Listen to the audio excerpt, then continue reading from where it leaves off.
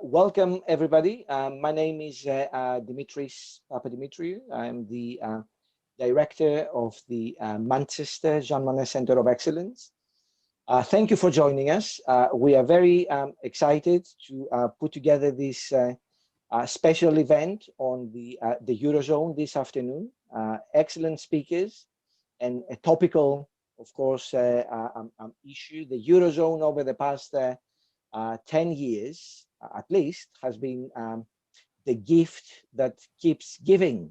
We spend much of our professional lives talking about the Eurozone crisis. Then we were told the crisis was over, and round the corner, another crisis has hit the world, and Europe with a major financial implications. So we thought it would be a good idea to put together this panel, taking the opportunity to hear from speakers who have recently produced fantastic books on this topic, and get insights from the creation of the Eurozone, the dealing with the Eurozone crisis, and now the next steps. We have three speakers with us, all very well qualified to talk about this topic. I will introduce them in order of appearance today. Our first speaker will be Professor Kevin Featherstone from the London School of Economics. Professor Featherstone has written extensively on issues of European affairs. He is the co-author of a very influential book in 1999 called The Road to Maastricht, voted by the European Parliament as one of the 50 or 100, I think, books to remember on European integration. Of course, Kevin is also very well known for his contribution on Greek politics, the Greek bailout, and other issues of European politics. He's been the head of the European Institute at the London School of Economics for a number of years, and also the director of the Hellenic Observatory there. So welcome, Kevin. You will be the first to present. But before we start with the presentations, let me perhaps present all three speakers, and then people will know what to expect. Our second speaker is Professor Vivian Schmidt from Boston University, another major academic figure in European politics and European integration. Vivian has written a number of very well-known books. In 2006, her book, Democracy in Europe, also was voted by the European Parliament as one of the top 50 or top 100 most influential books on Europe. So in good company here. I cannot get my own kids to endorse mine, let alone the European Parliament. Vivian is also the author last year of a new book called Europe's Crisis of Legitimacy, Governing by Rules and Ruling by Numbers in the Eurozone. That will be the book that she will be, the key arguments from that book she will be presenting to us today. She has previously held positions in the Free University of Berlin, the Free University of Brussels, Sciences Po in Paris, the European University Institute, Oxford. So very warm welcome to you too, Vivian, and thanks for joining us. Our third speaker is Professor George Papakonstantinou, who is a professor of international political economy at the School of Transnational Governance at the European University Institute, where he is also the director of the school's executive education program. George is also very well known in Greece for his political career there. He has served as a member of the European Parliament in the past, and of course as finance minister in 2010-11. He was Greece's finance minister to sign the first bailout for Greece. But he's also one of the very few Greek politicians that was able to make the transition out of political life without him ending his life somehow, because in Greece political careers lasts forever. Nobody exits politics in Greece unless higher forces make this necessary. So he's make a very smooth transition back into academia. He has a PhD from the London School of Economics. He has also, before he entered politics, worked for a number of years at the OECD as a senior economist.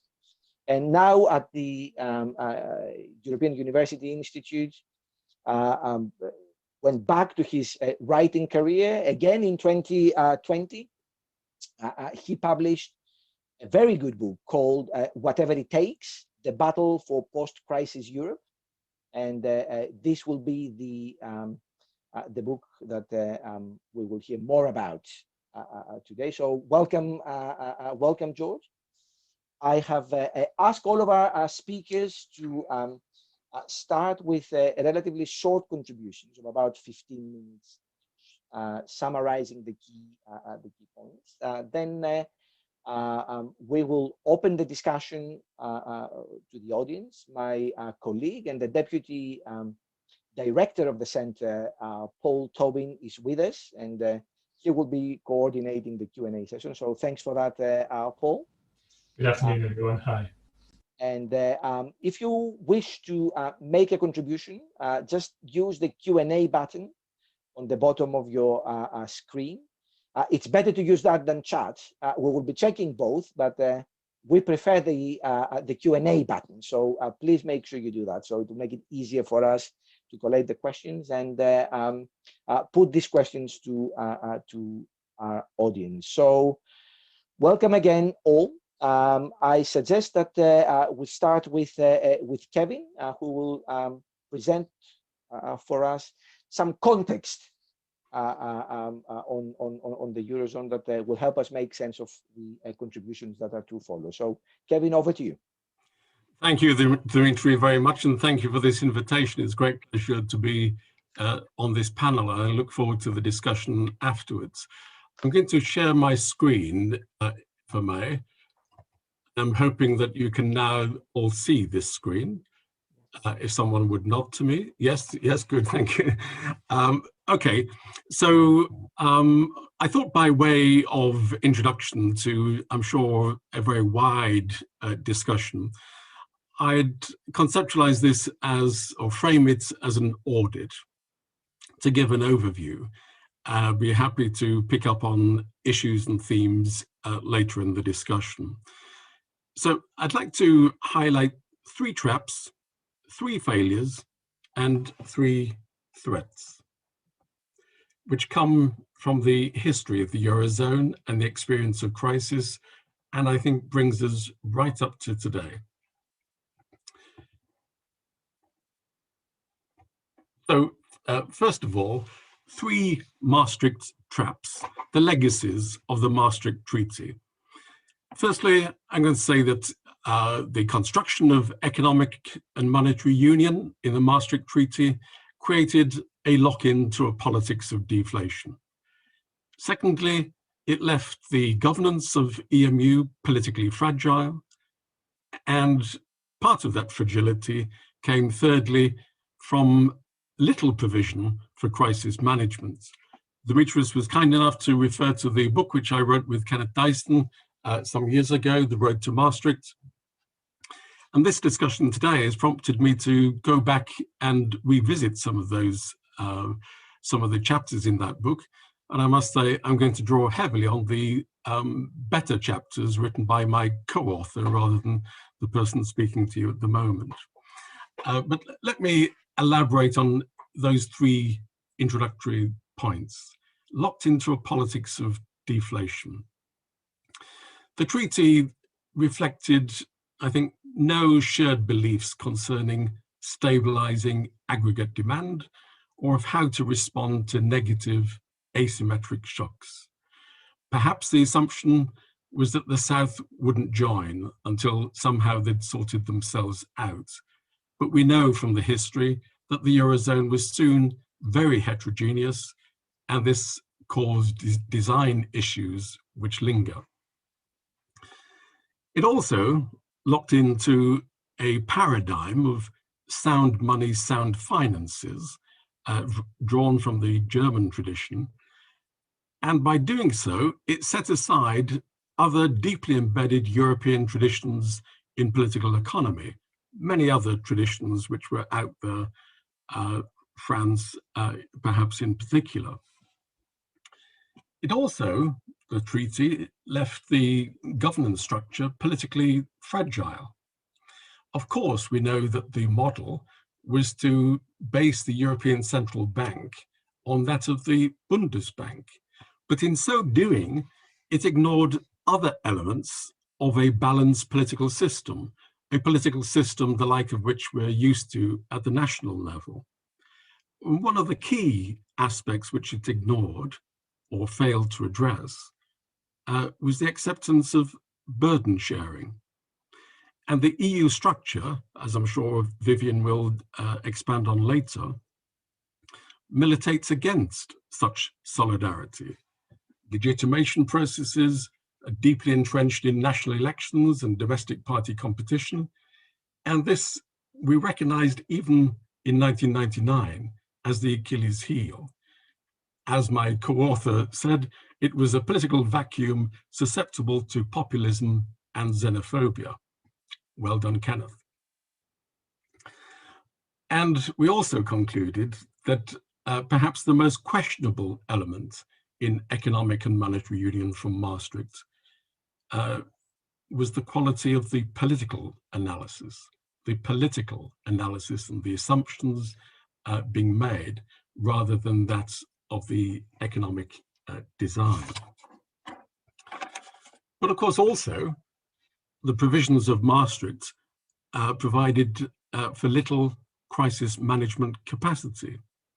There was an absence of the notions of economic governance, which a former French finance minister, Pierre Bérégovoy, had championed immediately before Maastricht. As we know, we were left with monetary union much more than economic and monetary union. And in that sense, the idea of establishing rules played to the comparative advantage that we know the European Union has built up over many years in producing rules, often with a Germanic ra, producing rules rather than managing the allocation of resources. The attempt was to try to keep the currency technocratic or apolitical, and this was surely always likely to be unsustainable. And as we saw in the later crisis, the rules were useless. A combination of propositions, no bailouts, no expulsion, and the limited instruments to act. These were a forecastable combination which would exacerbate a crisis. I refer to my former colleague Willem Buiter, who in 1993, alongside Cosetti and Rubini, argued that the Maastricht fiscal convergence rules were harmful and should be disregarded. Indeed, the penalties, including in the fiscal discipline, were, quote, unenforceable, and that was 1993. So that was the legacy, and then we had a crisis failure. The crisis elicited much path dependency. The response of the Eurozone in 2020 was to reinforce the order liberal paradigm. with a discourse on blame shift and of asserting the established rules.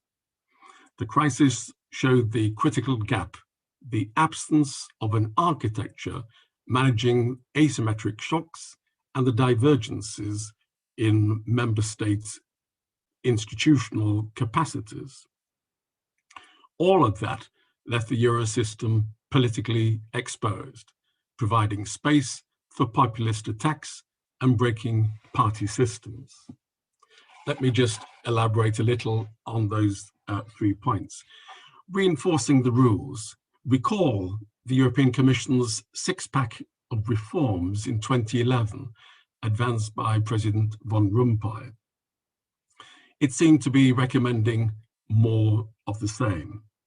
A strengthening of the automaticity of sanctions, the requirement of non-interest bearing deposits that might lead to a fine on a member state, a stronger commission to monitor debt and deficit, a scorecard of macroeconomic imbalances, and consistent, clear reporting rules.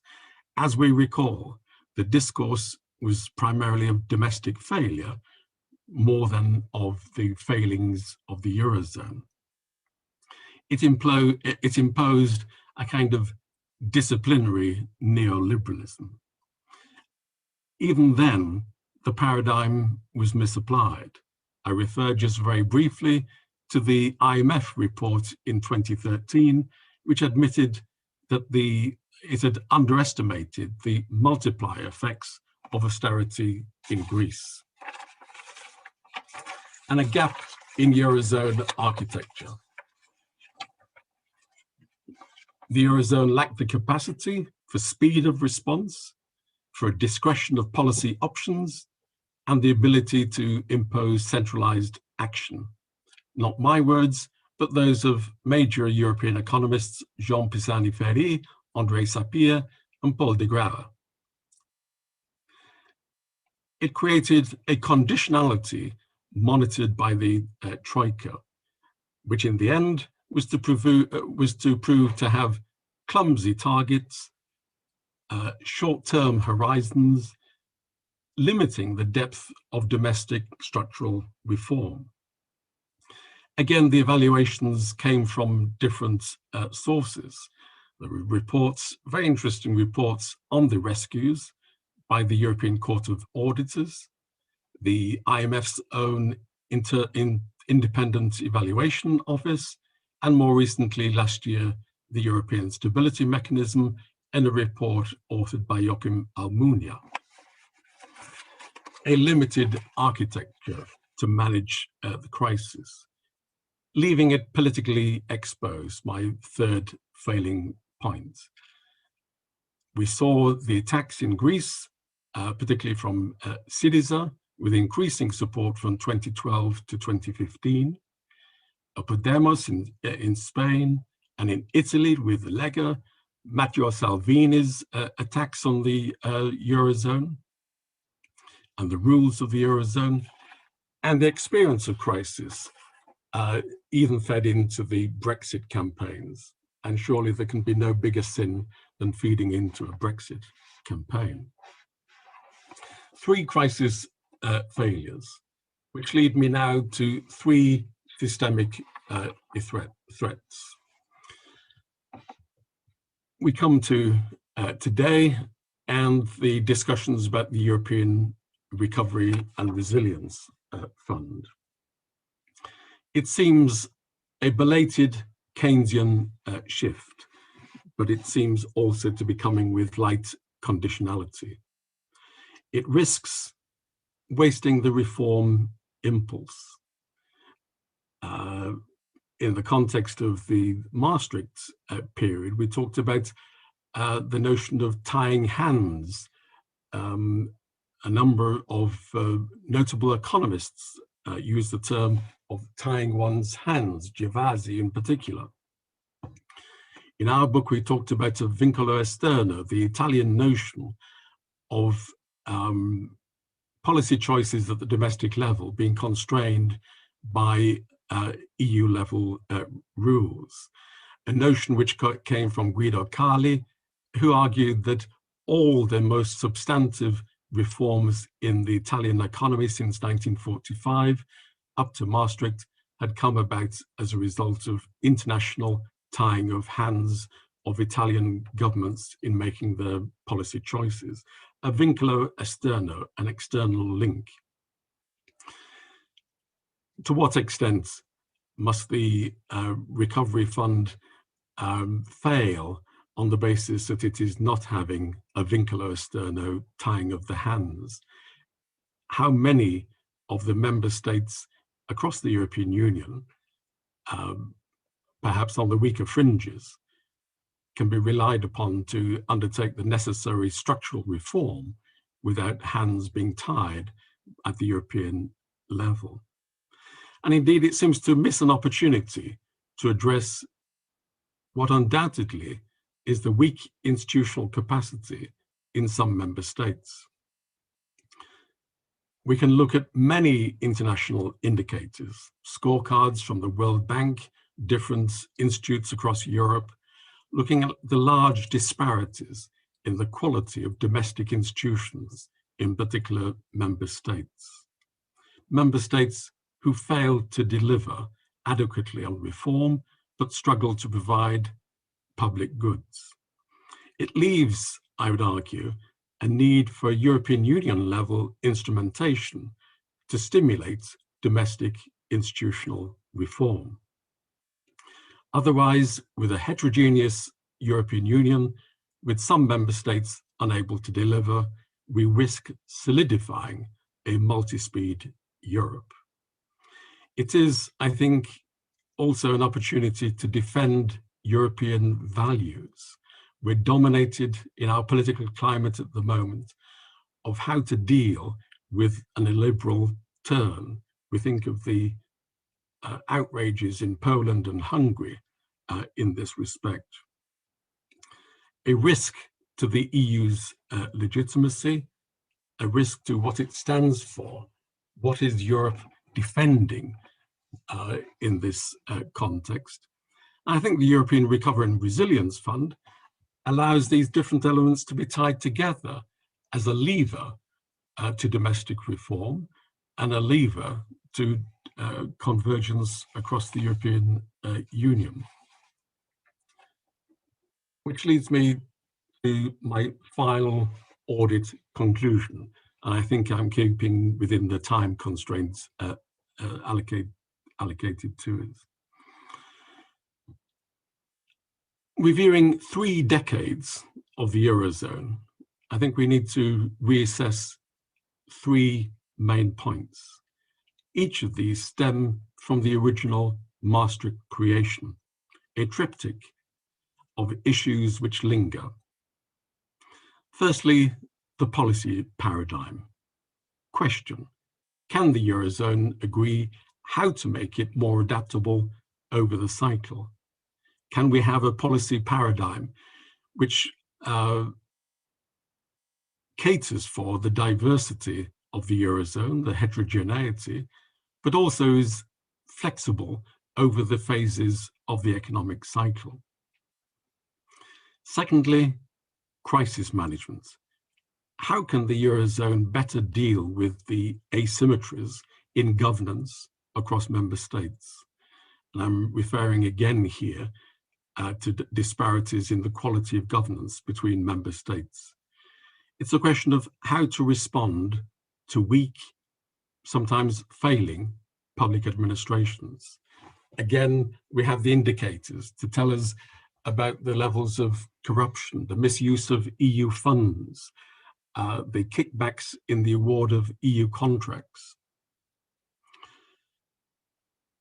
There's an agenda here of managing the heterogeneity, and one of the solutions is for the European Union to develop a capacity to intervene at the domestic level, offering support for institutional reform, offering support for strengthening of public administrations.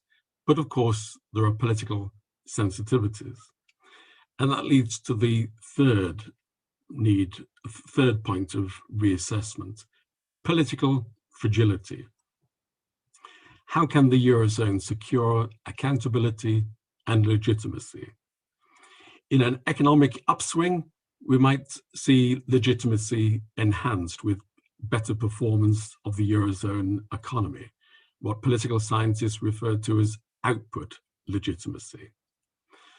But what about the next crisis which will come in the Eurozone and the accountability therein? When it's on an economic downswing, questions of who are making the decisions and the applicability, the goodness of fit of those decisions will come to the fore.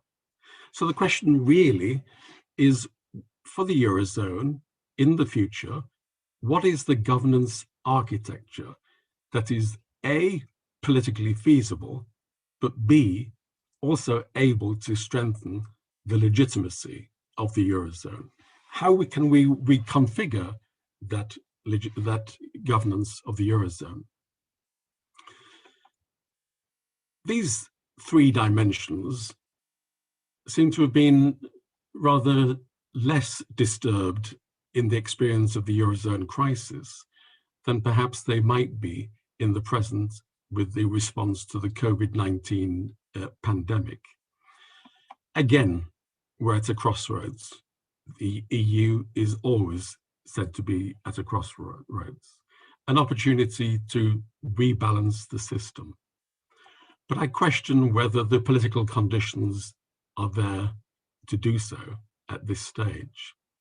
And indeed, final point, I don't think we're going to see adequate answers to any of these dilemmas, any of these three dimensions of policy, crisis management, and political fragility in this political year. This is not the year for Europe to take a leap forward. We wait for a change of leadership in Germany. We face French elections in 2022. Once again, Europe is facing a dilemma, but the timetable doesn't quite fit for immediate action. So I'd be happy to respond to the issues and themes that come up, but by way of introduction, that's me. Back to Dimitri. Thank you.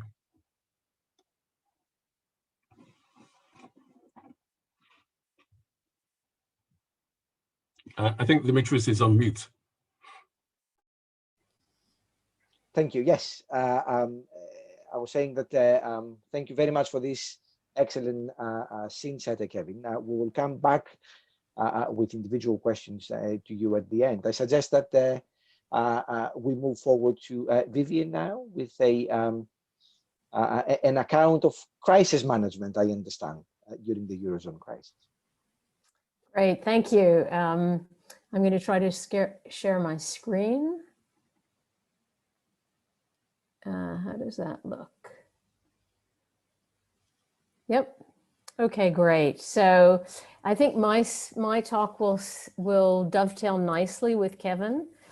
Also, perhaps, hopefully, I'm a tiny bit more optimistic in the end, or maybe I just expect less of the EU throughout.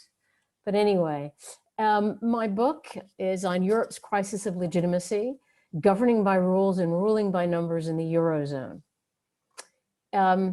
So what is Europe's crisis of legitimacy? And what I'm doing is using legitimacy as the lens through which to look at political economy, politics, and governance, and in particular governance here. So what about this crisis? Is this crisis not just of economics or politics? It's also about legitimacy. The EU began governing by rules and ruling by numbers in 2010, or rather it doubled down on the rules that it had already been governing by, and the result was legitimacy was at risk as a result of deteriorating economics and increasingly toxic politics. So things don't stop here, however. The response 2013 to 2015 is EU actors all begin reinterpreting the rules and the numbers, but they do so by stealth without admitting it. The result is incremental improvements, certainly, but the rules remain, and suboptimal rules they are, and as a result, there are perceptions of illegitimacy. From 2015 on, EU actors generally admit to their reinterpretations and efforts to gain greater legitimacy, but the damage has been done. And we see this in the rise of populism. You see this in the kind of weak economics that continued, although slowly improved. And you certainly see it in the loss of trust amongst European citizens generally. So obviously, if I'm talking about legitimacy, I do need to define it. So how do we define legitimacy? And what I do is I take two ways.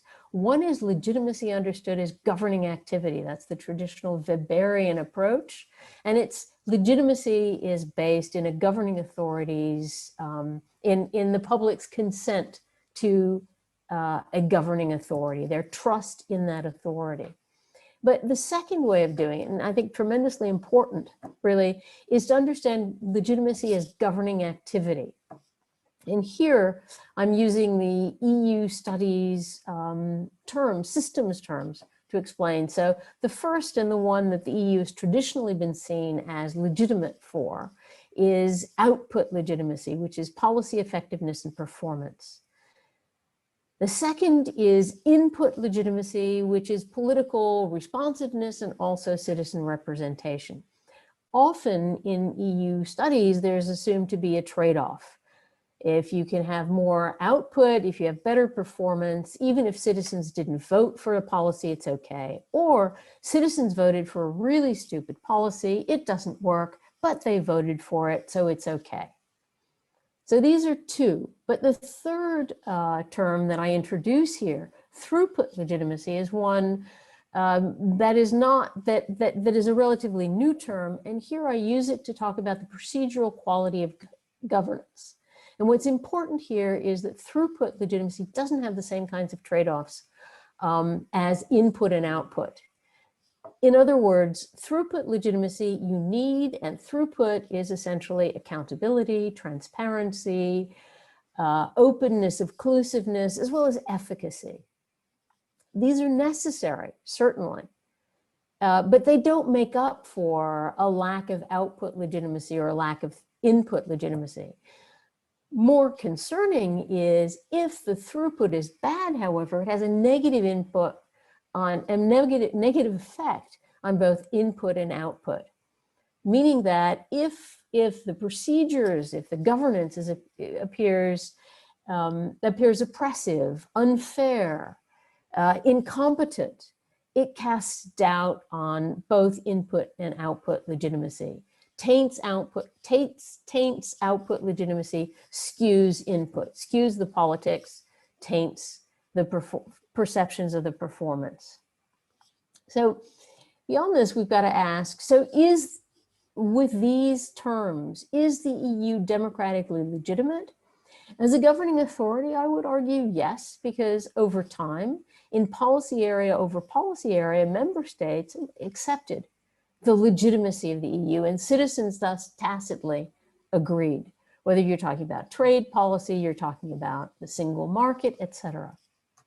But is the EU a democracy? Well, no, not in the traditional sense, but that doesn't mean that the EU is not democratic. It's certainly, its member states are democracies, and the EU is essentially its member states. But then, and I think the crucial question here is the EU democratically legitimate in terms of governing activity? And here too, I would argue, for the most part, it has been over time. But this ended with the Eurozone crisis. There you had a major crisis of democratic legitimacy because of the way in which the EU governed.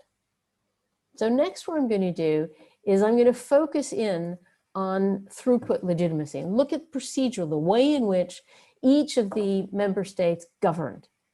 And then we'll look very quickly at both output and input, but we start with throughput. So what about the council? And here, what I try to do is, how do you deal with legitimacy? Well, you can't say you're legitimate, you're not. Rather, to assess legitimacy, to evaluate it, one needs to weigh both sides, and that's what I try to do. So I'm going to give you, pull together the different ways of dealing with the various EU actors on the bad side and the good side, if you will, what perceives as illegitimate and what's perceived as legitimate. So for the Council, certainly there are those who would argue that that Germany, with its Northern European alliance, essentially acted as a dictator with one-size-fits-one rules in favor of German economic interests, political interests. Here you can talk about the economic interests, make the debtors pay and to pay back the creditors. It's about German banks, French banks. Or political interests, this is about the CDU being reelected in the Nord Rhine-Westphalia elections that were coming up in May 2010. One could also say the Constitutional Court, the German Constitutional Court, was the only one that essentially pushed its own agenda, saying, we decide what's legitimate or not, what's democratic. And then, of course, as Sarkozy comes on board, it's Merkozy as they impose their views of what to do, including the European Stability Mechanism, etc. So that's the argument for dictatorship. But you could also argue that actually no, that the Council acted as a mutually accountable deliberative body. Certainly, if you look at the early moments of the European Financial and Stability Facility, but also later, as the discourse changes from purely focus on stability, 2010, to growth with stability. This is at the push, at the instigation of the Italians, supported by the French. This is 2012. And then flexibility in 2014. Again, the Italians, Matteo Renzi, supported by François Hollande. And then with Juncker, investment in 2015. This suggests that there was deliberation. And so one could also make a case for that this is mutual accountability via deliberation, even if it's deliberation in the shadow of Germany. I think that works for normal countries, but if we talk about program countries, Greece, Ireland, and others, for Greece, certainly the third Greek bailout seems to me harsh dictatorship. But you could argue for the other cases, for Ireland, Portugal, and Greece in the first and second bailouts, deliberative authoritarianism. Yes, member state leaders deliberated, but they still had to do what was imposed on them within certain bounds. So that's the Council. What about the European Central Bank? Hero in terms of monetary policy, going from one size fits none rules to doing, in Draghi's famous words, whatever it takes in July 2012. And in a way, the ECB hides its reinterpretation of the rules in plain view as it goes from a very narrow definition of what it can do, i.e. to remain credible, to an increasingly expansive view of what it could do as it reinterprets its mandate, but in plain view, because it keeps saying, this isn't our mandate. It goes from a very narrow view to increasingly expansive view as it goes from saying it cannot be a lender of last resort, this is Trichet in 2009, to full quantitative easing by 2015. So that's the story for the ECB as the hero of the crisis. On the other hand, one could argue that no, actually they're the ogre. And here this is about austerity and structural reform. The ECB, after all, had no accountability on its quid pro quo for financial consolidation. It said, okay, we're saving the euro, but in exchange, you, the member states, need to tighten your belts. Fiscal consolidation, quick, rapid deficit reduction, etc., which was highly problematic in economic terms. There's also a major lack of transparency. Think of Jean-Claude Trichet's secret letters to heads of state, basically saying to the Irish Prime Minister, the Spanish, the Italian, and the Greek, if you don't do what we say, including massive cuts to welfare states, etc., we're going to pull the plug. Here, this is a problem not only of procedural legitimacy, of throughput legitimacy, but also of input legitimacy. What's the head of a central bank telling elected member state leaders what to do? And of course, there is a lack of efficacy as well. The ECB has waited way too long on becoming a lender of last resort. Remember that central banks, the US, the Fed, the Bank of England had started quantitative easing way back in 2008 and simply continued. But the ECB said, no, we're different. We can't do that. And so the ECB essentially waited way too long on becoming a lender of last resort and in terms of quantitative easing. So that's the ECB. What about the Commission? Ayatollahs of austerity between 2010 and 2012, they were the enforcer in the European semester's one-size-fits-all rules. And in the Troika, they acted as the enforcer for the Eurogroup. However, very quickly, one could say, wait a minute, weren't they possibly ministers of moderation? After all, from 2013 on, they actually tried to make things work better. They, as output legitimacy fails, performance doesn't work, they become increasingly throughput flexible. But they hide this with Olli Rehn, commissioner at the time, having an Ayatollah-like discourse. No, it's all about harsh austerity and structural reform, even as the commission was easing the rules, giving derogations to France and Italy for 2 years, and then again for another 2 years. But we can understand this. I mean, the commission doesn't have the same autonomy that the ECB does. And therefore, what could it do? It found itself between a rock, Northern Europe, and a hard place, Southern Europe. And so it did essentially sort of hide what it was doing. Juncker Commission in 2015 finally tells the truth about flexibility, but rules are rules, so it develops rules for flexibility. We are, after all, in the EU where you govern by rules and rule by numbers. Although what they were doing is easing the numbers, recalculating the numbers, and reinterpreting the rules. That's the Commission. Parliament, the big question is, was this just a talking shop with no size at all? This is the most input legitimate body in terms of being elected, even if there are problems there, but it was essentially sidelined in the crisis. In particular, early on, it had little input and little effect on output. Even in the six-pack, although here we could say that its impact was also problematic. However, over time, you also see that the parliament becomes an increasingly equal partner.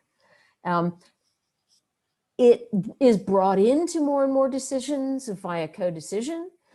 It becomes increasingly the go-to body for input legitimacy. You see the ECB welcoming its quarterly reports as a way of legitimating its own reinterpretation of the rules and getting legitimation then from its accountability forum, the ECB, the European Parliament. And the Commission also sees it that way. And of course, the European Parliament is becoming increasingly critical voice in its reports, in its hearings, and in effectively talking about how problematic in particular, the austerity and harsh austerity and structural reform was for the program countries.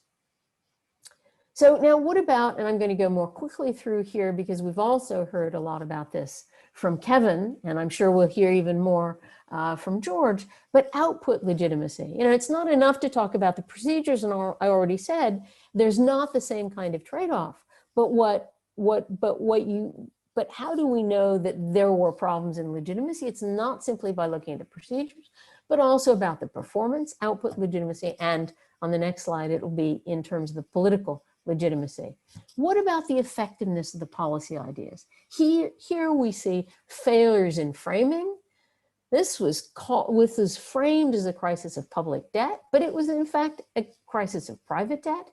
And this led to a misdiagnosis of the problem as behavioral, as opposed to this very structure of the euro, as we heard from Kevin already.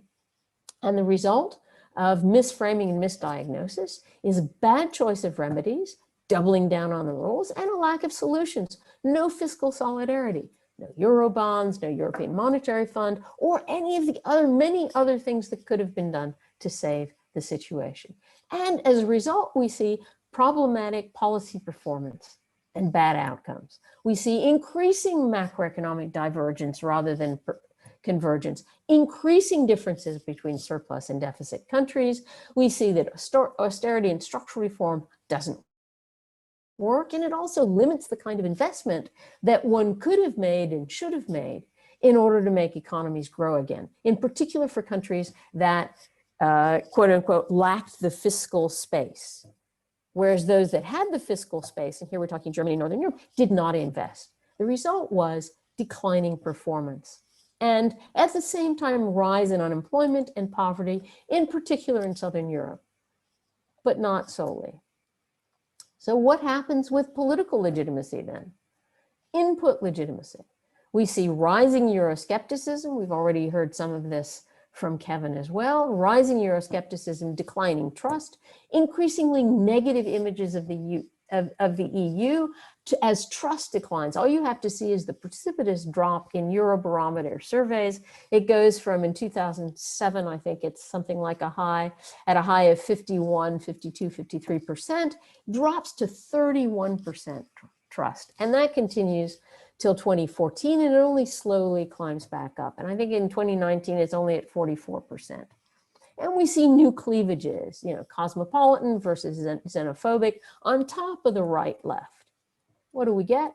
How do we explain this? Some of the sources of discontent, the socioeconomics of people feeling left behind, the sociocultural worries about loss of status that sometimes can be read off the socioeconomics, but other times not. And then, of course, there's the politics of take back control. And all of this is, part of the populist, if you will, upsurge. We see political polarization, the decline of mainstream parties just about everywhere, including in Germany, although at least Merkel stays. But in most other countries, what you see is constant turnover of elected leaders until you also, in many cases, end up with populist Eurosceptic extremes, with large numbers in opposition, but also in some cases in power.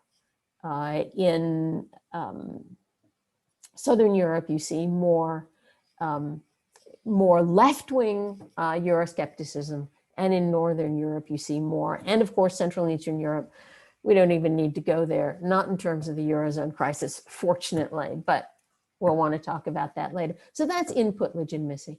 So very quickly, and especially because Kevin has touched on it, and George will be talking about this, how do we reform the Eurozone in the concluding chapter of the book? And this book comes out just as the pandemic hits, which means I can only change one sentence, which is in the preface, where I'd started out by saying, the Eurozone crisis is arguably the worst crisis that the EU has ever had, at least in the past 3 decades.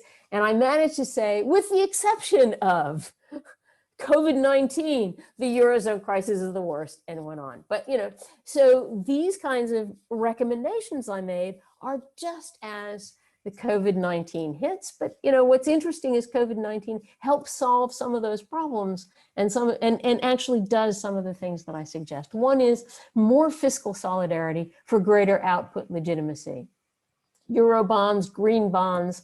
I even mentioned helicopter money by the ECB. We know that's never happening, although, George, maybe you think that's a possibility. But an unemployment fund, we've seen that.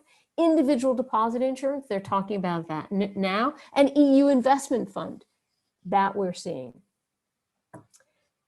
Better throughput processes. To my mind, jettison the Stability and Growth Pact rules, or at least make the EU rules and numbers guidelines, simply guidelines for macroeconomic policy. And in fact, that's essentially what you see Olivier Blanchard proposing right now. Another way, and this is probably a bit more complicated to say, is So I think I'll leave that aside. On the ECB, we can talk about that later in terms of macroeconomic policy. But on the Eurozone, European semester, what I basically say is make this bottom up. Stop this top down, or at least in appearance, top down hierarchical. The Commission, the technocrats are telling me what to do. Instead, flip the European semester, have national industrial policies. National Industrial Policy Councils say, this is where we think we're going to get growth, and move from there. And then, of course, what about more avenues for input legitimacy? End the unanimity rule, have supermajorities with opt-outs, have treaty-based Eurozone rules so that they are essentially ordinary legislation and can be changed. Turn the treaty-based Eurozone rules into ordinary legislation and have much more community method, co-decision, and linkages also between the European Parliament and national parliament. And finally, and I think I'm running out of time, what about COVID-19? Initially, this was the Eurozone crisis déjà vu all over again. Council was unaccountable. The ECB claimed it wasn't its mandate to deal with the spreads between German and Italian bonds. The European Parliament played no role. Commission was nowhere. And it also looked like the migration crisis. However, very quickly, and I think this is my ground for optimism, things changed for better throughput and output legitimacy. The member states simply say, let's get rid of these stupid rules. End budgetary austerity with big infusions. In the Council, the Franco-German duo is back as a mutually accountable deliberative body. The ECB now becomes truly a hero without the ogre-like austerity and structural reform policies that it had before. And the Commission become ministers of moderation. They suspend the budgetary criteria. They suspend state aid rules, tweak them. They recommend an even larger European Recovery Fund, etc. And the EP had a question mark, but actually with the budget, in the sort of the final budgetary discussions, you can see it brought in health, money back for health. It pushed back on conditionality for CEC. So in that way, the EP's there as well. So finally, what next? Of course, and George is right about, there's still some way to go.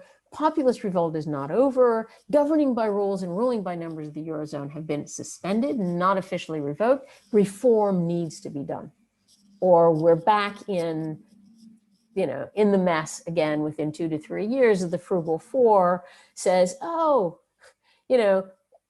where are these ordoliberal rules? What are those Southern Europeans spending all their money on? And of course, the Eurozone still lacks the necessary instruments for optimal performance. But the response to the COVID-19 crisis tells me that we've reversed some of the worst legitimacy lapses of the Eurozone. So at least this is a very good start. Thanks.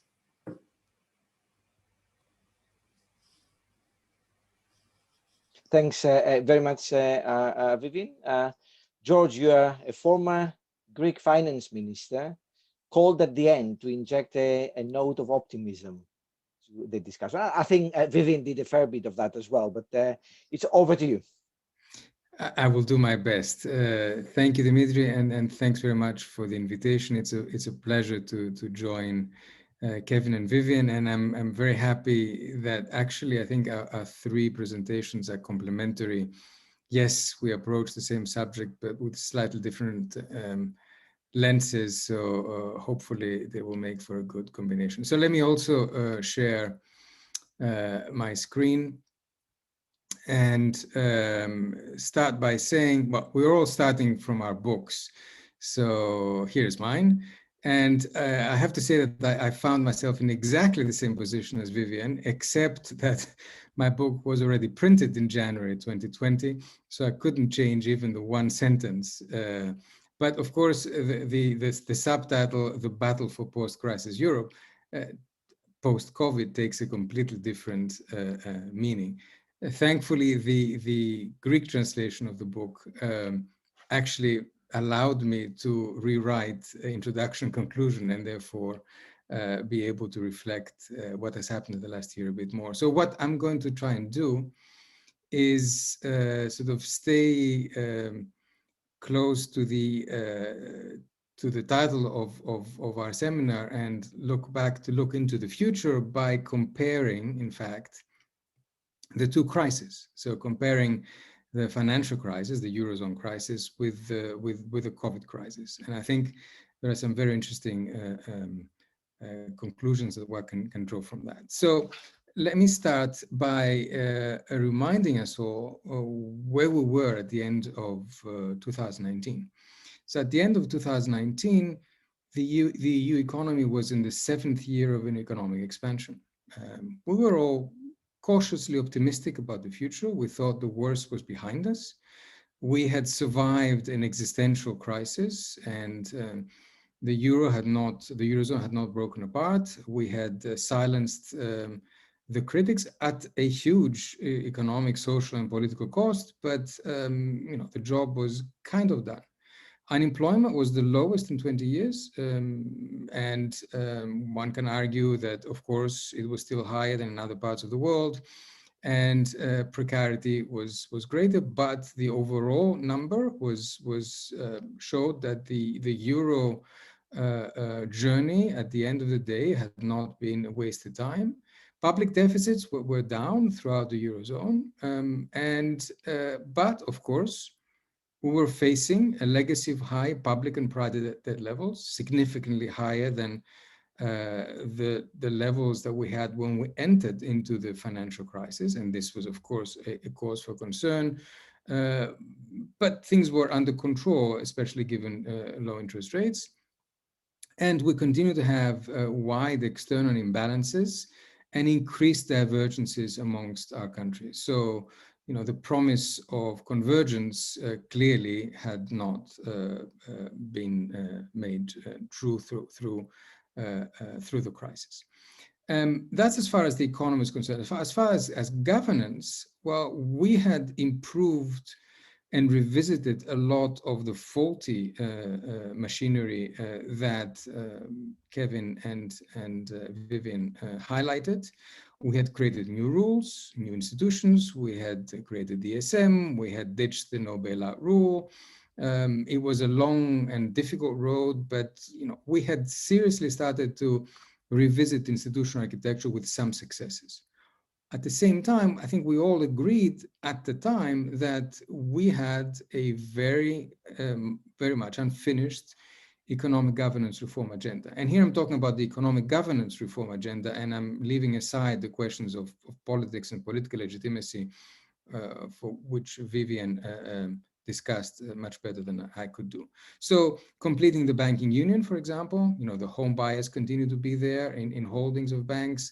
The resolution framework was there, probably only in name, and we still didn't have a European deposit insurance scheme. So banking union was by no means complete.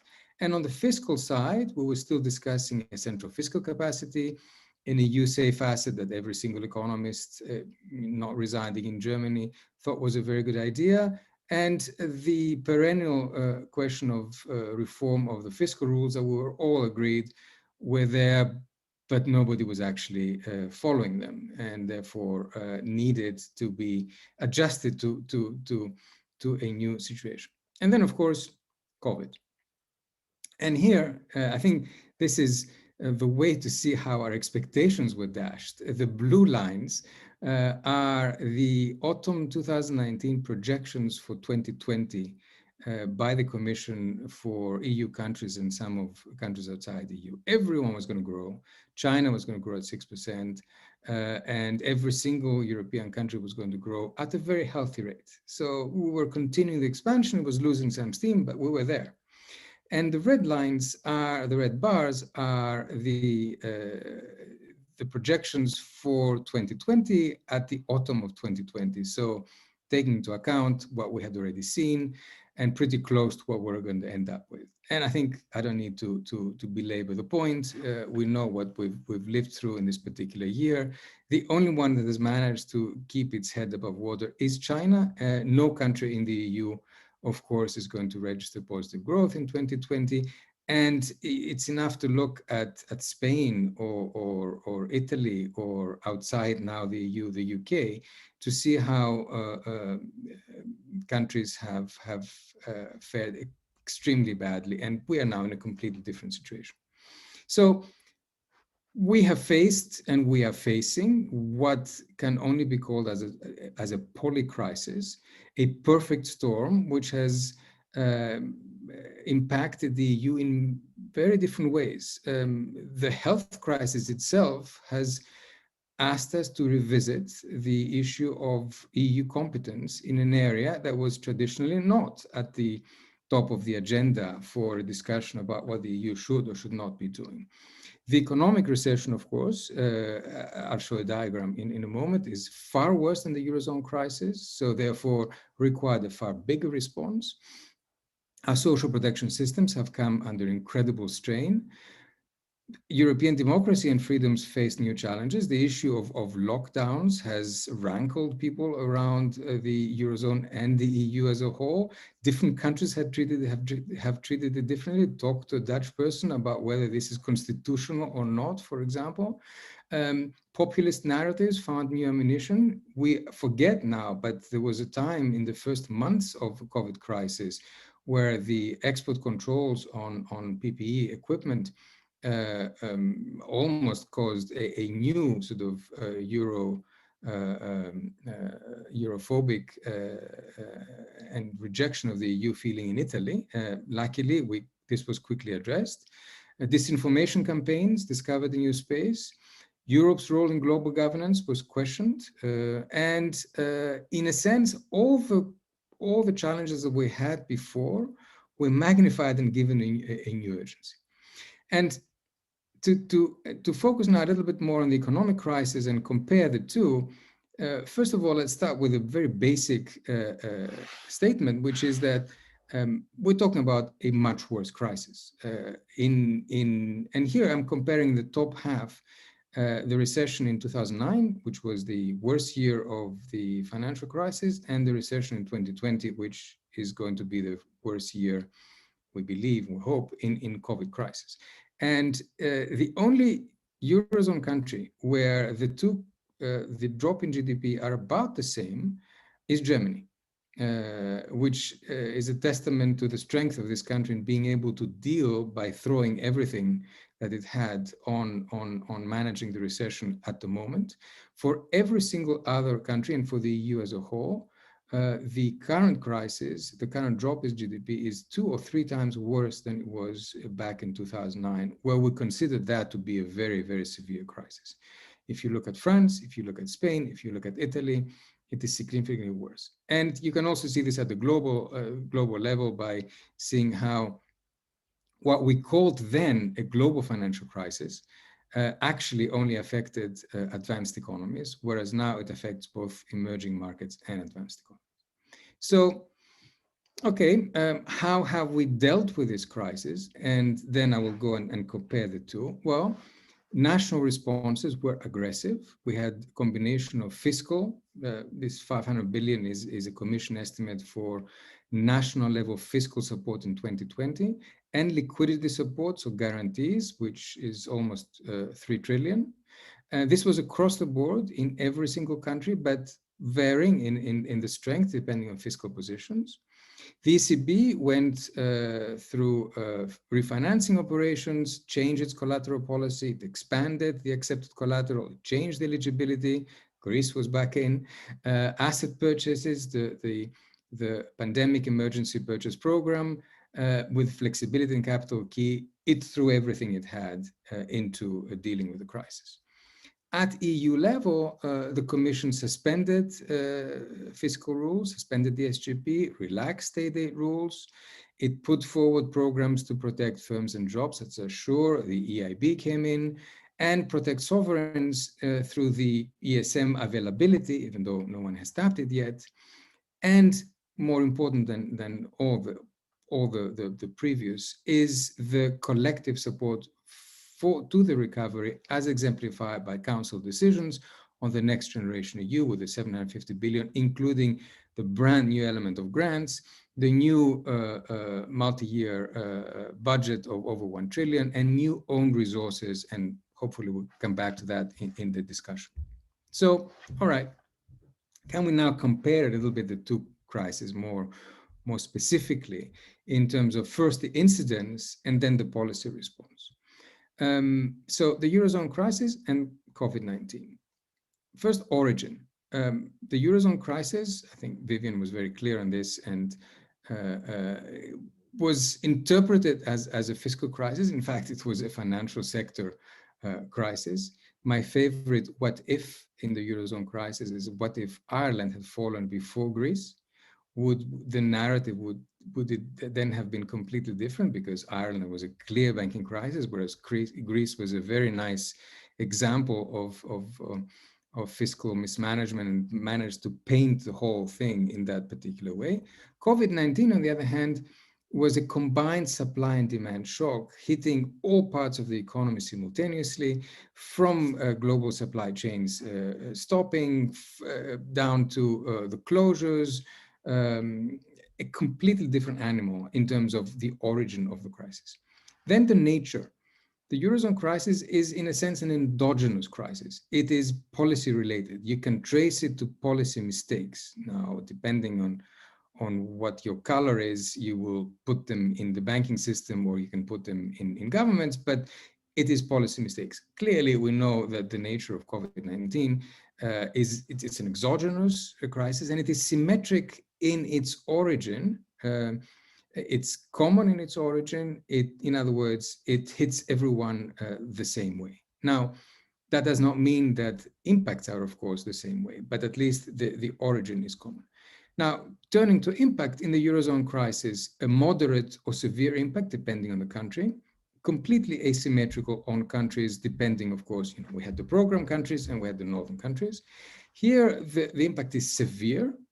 It is asymmetrical again, in the sense that not because the nature of the crisis was asymmetric, so not because you had an asymmetric shock to begin with, but simply by virtue of the fact that some countries had much better ability in terms of fiscal positions, strength to deal with it. Germany, of course, is the example here.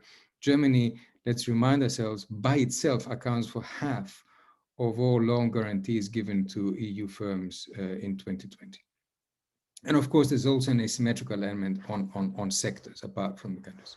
Timing, that's another big difference. It took 1 to 2 years for the full economic shock to be manifested in countries. Remember, the Eurozone, the financial crisis, starting from the US and migrating to Europe, starting in 2007, 2008, it was 2009 was the year in which the full impact was felt. Here, there was an immediate economic shock over 1 or 2 months, simply because we had this sudden stop in economic activity. And therefore, 2020 is going to be by far the worst year of the crisis, perhaps even the only year of the crisis in terms of negative growth. And of course, the big question on the recovery. Recovery in the Eurozone crisis was slow and over the medium to long term. It took 6 or 7 years to come back to where you were before the crisis in terms of output. Now here we're hoping, we don't know, but we're hoping that the recovery will be faster. We have abandoned our early optimism of a really fast recovery, of a V-shaped recovery. Now we're sort of inventing new shapes. Is it going to be a W recovery, or is it going to be a 90 whoosh recovery, an ABC recovery? Pick your, but it's certainly not going to be as fast and automatic as we're hoping, for reasons that we know very well. The fact that we've had mutations, the fact we had second and third waves, the vaccine rollout having problems, etc.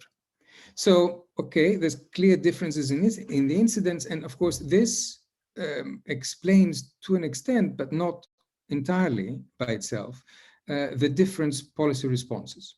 So again, let's try this comparison. The narrative to begin with. In the Eurozone, in the economic crisis, in the financial crisis, you had a moral hazard narrative from the word go. And then this slowly migrated to preserving the euro, which was the justification for policies, for the bailout policies of program countries, preserving the integrity of the Eurozone. But moral hazard was what drove the initial policy reaction and the reluctance of the northern countries to address a systemic problem, what obviously was turned out to be a systemic problem. The narrative now, of course, is entirely different. From the beginning, common response was required. And yes, as we can see later, you did have the frugals, or part of the frugals, sort of bringing some kind of moral hazard rhetoric, but this is nothing compared to what we had 10 years ago. Then the question of speed. Eurozone crisis was in slow motion. Remember that between the October, November new fiscal data and the first bailout of the first Greek bailout, it was a full 9 months where ultima ratio was the battle cry, meaning we will only move when there is no other solution. So whatever it takes took hold only later. It took until July 2012 for the watershed moment and the whatever it takes phrase to be uttered. Here, we've moved fast. Vivian was right to point out that there was a first couple of weeks, a month, where we're not entirely sure where we're going, but compared to the two, we have whatever it takes from day one. Now, the policy mix is, of course, also completely different. In the Eurozone crisis, the ECB was the only game in town. The bailouts were the main instrument with the attached conditionality. We had harsh austerity and reforms. Here, it's a much more balanced policy mix. There are many more instruments. There is conditionality, but there's a question of how exactly it's going to be applied, and it's certainly not the same type of conditionality we had before. And there is an attempt to be much more forward-looking in terms of the structural reforms having to do with the transition to a green and a digital economy. So a much better policy mix than then. Now, at the levels of countries and the EU institutions, in the Eurozone crisis, you had highly heterogeneous national responses, some fiscal tightening, even where you shouldn't have it, and of course, extreme fiscal tightening in the program countries. Now we have an unprecedented fiscal response. All taboos unbroken. Black zero. What is it? Nobody remembers. There seem to be no breaks, and nobody's counting. And this is the appropriate response, but it does entail its own dangers further down the road. But it certainly is a much healthier, much more appropriate response to the problem at hand. At the level of the central bank, it took 2 years for the ECB to really effectively move. It was hesitant to stretch mandate. It did it, but while saying that it wasn't really doing it.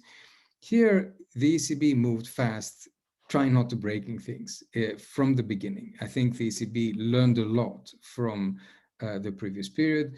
It's not just a question of personalities. I think it's also a question of understanding that given the environment, the ECB needed to move fast to also show to the national governments, and saying so at the same time, that national governments needed to move also very fast as well. So the interplay between monetary and fiscal is actually a very interesting one. Let me not go too much into that. Now, the Commission, of course, went from a preacher of austerity to suspending the rules, and doing so again rather fast. While the institutions, well, we went, the Eurozone crisis was the triumph of intergovernmentalism. Even the institutions that were built were grounded on intergovernmental agreements and completely sidelining the Commission in that and the community method. Now the community method is back. And the decisions that were taken in the council were the triumph of the community method, and we've opened new directions. So an entirely different policy response, a response that is different not only because the nature of the crisis is different, but because I think that there is a learning process which has taken place. I think that the cost of the delays in addressing the financial crisis, the ex-post assessments that have been done have left some positive elements which informed policymaking this time around. And of course, the nature of the crisis made some decisions much easier. So let me finish with some takeaways. The first one is that we are heading to a new paradigm for fiscal policies at national level. I don't think you can find any economist in the Commission outside, even in the kind of ordo-liberal countries, that do not think that we need to take a fresh look at how we understand fiscal balances. Not just the SGP and the new and a new framework there, but also how we understand national debt, because the new debt levels that we're ending up with are unprecedented. The second is a discussion on the boundaries between state and market, which is an interesting one given the bailout of companies that are happening at the moment, the way that the state is supporting a new understanding about the role of the state that had been abandoned for a very long time. I think this is a discussion that's going to again take us some way. The third, sort of going beyond the Eurozone, and this is a broader issue, of course, is rethinking the role and nature of work and the way we all work, and the concept of what is an essential worker in modern economies. The fourth is a new social compact, which will stretch the fiscal, but I think in the policy discussion, high minimum wages, a universal basic income, wealth tax are getting a new space and a new opportunity to be discussed. The digital aspects, I won't go very much into that, except to focus on the competition issues there, which I think no one has really solved and knows how to tackle. The questions of strategic autonomy, a globalization in retreat, from just in time to just in case. Strategic autonomy is not just a question that has to do with geopolitics. It is also very much a question of resilience of the EU economy. The geopolitical, I'll leave that aside, but the reordering with blocks in flux, how the three blocks will come out and how Europe will come out in the end. We see this changing day to day. Europe was doing great, and I'm here going beyond the Eurozone, in terms of dealing with it, or better in terms of dealing with the pandemic, suddenly was overtaken in terms of the vaccination aspect. So it's going to be interesting how, when the dust settles, how this will reorder things. A newfound pragmatism. We lived through an era of the worst populist instincts taking hold in our countries. Somehow this crisis seems to have brought back a sense of pragmatism in dealing with crisis, maybe because there were no obvious people to point to as being responsible for the crisis, and this allowed people to be more pragmatic. And finally, and that's my last word, the big question on which I am more on the optimistic side, I think, like Vivian, but this remains to be seen, is we've opened a number of doors. Now, we've opened them in a classic EU sense by saying, yeah, okay, we're opening the store, but it's a one-off, right? And yes, grants, and yes, the Commission is going to borrow on behalf of everyone. Yeah, it is a kind of debt mutualization, but it's a one-off for this crisis. But we've begun a debate. We've started a debate on new own resources. These are significant moments and path-breaking moments. Now, are we coming back after the crisis to the status quo ante? I very much doubt it. Is this a completely new departure? I'm not sure. I think I share Kevin's concern that 2021 is not exactly, given the politics, a year to make further big moves. But as in past EU practice, once you go in a particular direction, there is a momentum which builds around it. So we'll see where that takes us. And I'll stop here. Thanks very much. Okay, thanks very much, George. That was a fascinating comparison. We still have 77 people following us. That suggests to me that you've done a great job. We need to make sure that people are encouraged to ask questions, you know, particularly students who are following this, you know, don't be shy, so that Manchester can ask challenging questions. I'm sure you can. I'll pass on to my colleague Paul Tobin now for a first round of questions, and we shall return to our speakers very shortly. Good afternoon, everyone, and thanks so much to our panelists for those presentations. I actually work on the impact of the economic crisis on environmental policy. That's what I've been working on over the last few years, and so I've been very much looking forward to this afternoon's presentation, so thank you so much. For the questions, I won't hoard them all. We have plenty from our audience. There's been over 90 of you at one point, so if I could start with the first question I received. I'll take two at once, I think. The first one is for Professor Schmidt. If I could ask you this first, Professor Schmidt. To what extent might identity be a component of legitimacy? In other words, do constituents need to identify with a political entity in order for that entity to enjoy double legitimacy? And might a perception of that the EU is a bunch of technocratic elites on its own, independent of its super implications, be problematic for the EU's legitimacy? So quite the question there to start us off, Professor Schmidt, if you wouldn't mind starting up. I will ask a second question too, just for the rest of the panel to bear in mind. This question was asked whilst Professor Papakonstantinou was speaking, so perhaps it's directed mostly to you. The question is from Laura in the audience, who says, could you elaborate still a little more how you see the temporary suspension of the application of the Maastricht Stability and Growth Pact rules? Is it a hint of a paradigm change or not at all? So that's a question there from Laura in the audience. We may link paradigm changes to some of Professor Schmidt's work on philosophical ideas and discursive institutionalism, but we'll save that for another time maybe. But those are our two opening questions. If I could turn to Professor Schmidt first of all to answer the one that's directed to her, and then I think Professor Papakonstantinou would maybe be able to respond to that second follow-on. That's great. Yeah, thanks for a wonderful question. Laura, I think it is. No, that's not Laura. It was Laura, yes. It was Laura. Oh, no. Anonymous. Anyway, thanks very much. So identity is usually something that one would link not so much to governing activities, but to governing authority. So it is a component of trust in a governing authority, can help with public consent to that governing authority.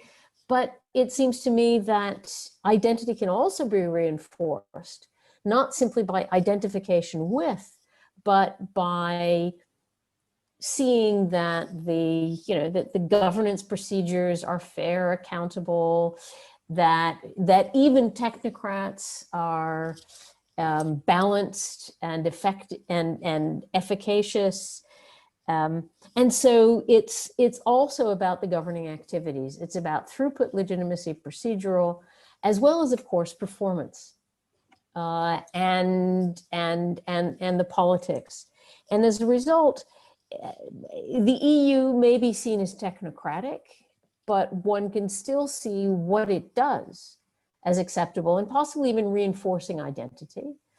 But of course, the EU is not only technocratic. It's about its leaders. Certainly the Eurozone was all about intergovernmental leadership. So in that way, I would say that, do you identify? I think actually, let's think about it as a question of construction and constructing identity. And there are many different kinds of identities, and identity is not just nationally based, but it can be identity and identifying with a larger entity in the EU, even if it may be seen as a thin identity. So, but if I can just do a quick response to the second question, on the ideas side, I'm not going to take George's, I'm not going to do a deep economic analysis, but ask, just it seems to me that we are already seeing the beginning of a paradigm shift. The fund is the new recovery, the Resilience and Recovery Fund is temporary, but I see it as likely to become permanent so long as it works. But beyond this, this is sort of, it seems to me that we've got, as George was saying, new role of the state, et cetera, we're going to be seeing a shift. Can we call it a paradigm change? I think it's going to take 30 years hence for us to look back and say, ah, that was a paradigm shift, just as after the Great Depression with Franklin Delano Roosevelt, he was doing a lot of neo-Keynesianism avant la lettre, even before Keynes wrote his big book, etc. So yes, but paradigm shifts can take a long time to be actually seen as a new paradigm.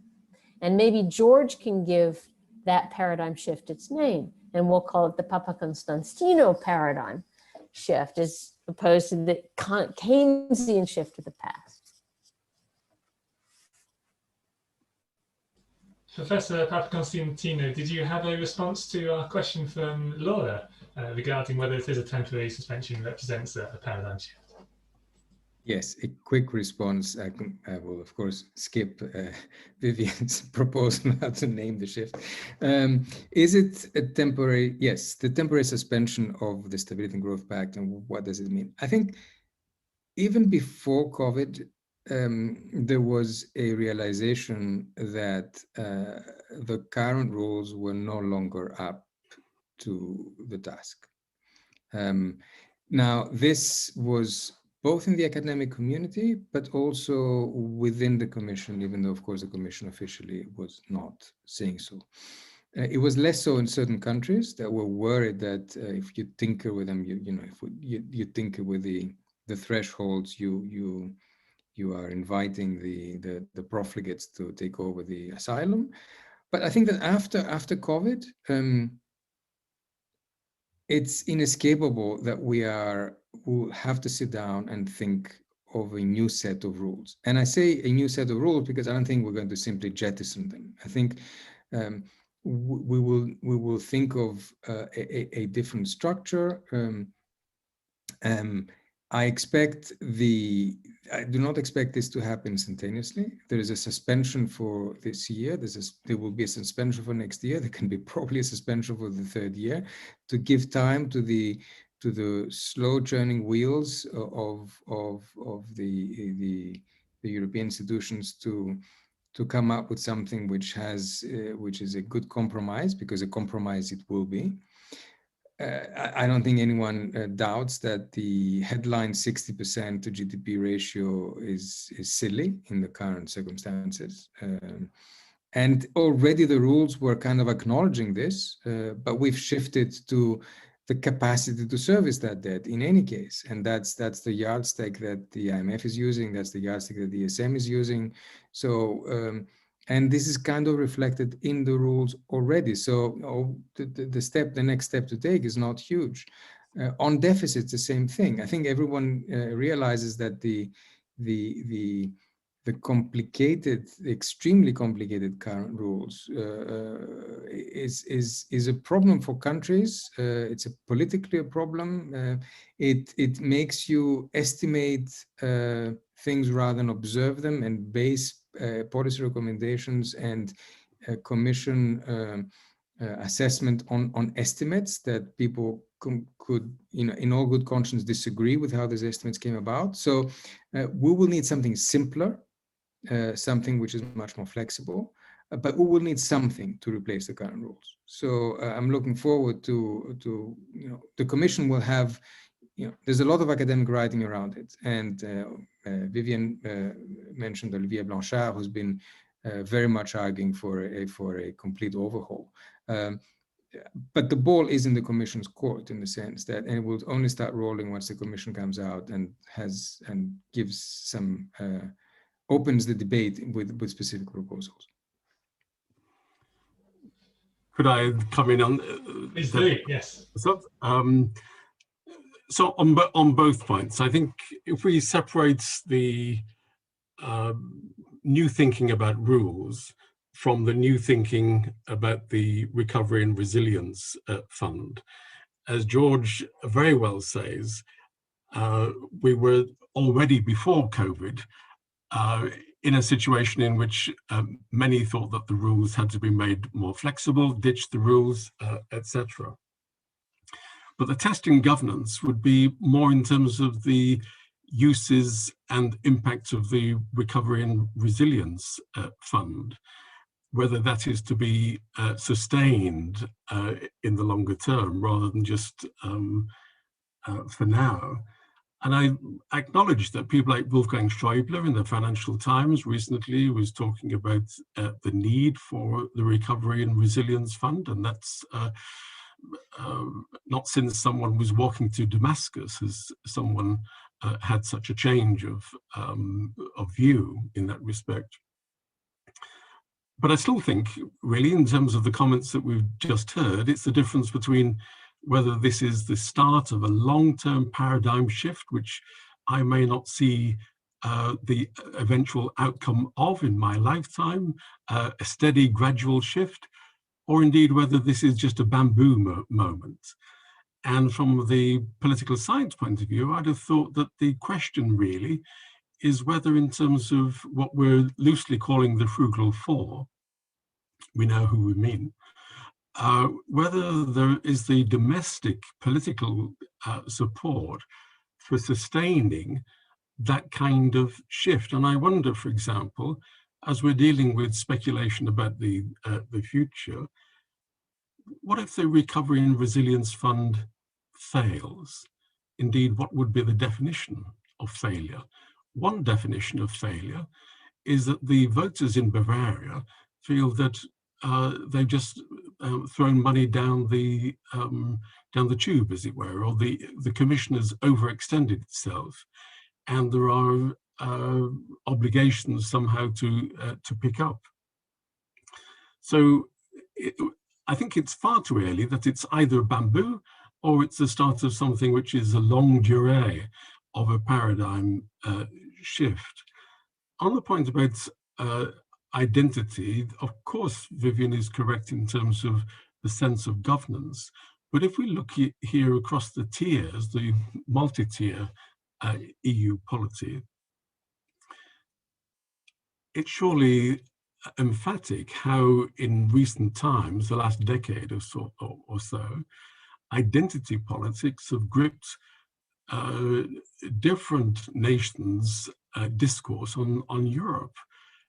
So it's not only Brexit, but it's also the Matteo Salvini, or it's Viktor Orban talking about who we are in Hungary and defending Christendom, or in Poland, similarly, etc. The intrusion of them, they, in Brussels into the domestic judicial reform items.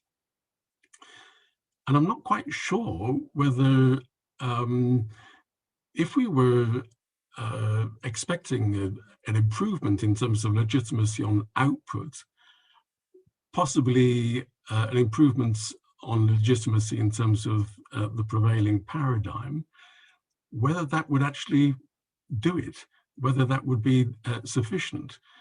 A new politics of identity, them and us, I don't think it's here necessarily just for the short term. It's, in other words, it's a lingering challenge for us to address. And so I don't think we can put it aside and simply say, well, let's hope the economics come good. Thank you so much, Professor Featherstone. The questions are coming through thick and fast now. So I'll take 3 questions now, each from the audience.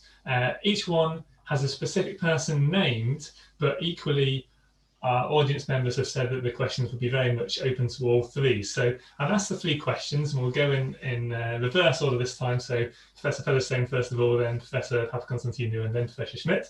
I'll ask 3 questions. Each one has a specific person in mind, and perhaps others will have comments too. So the first one is a question mainly for Professor Featherstone from Roy.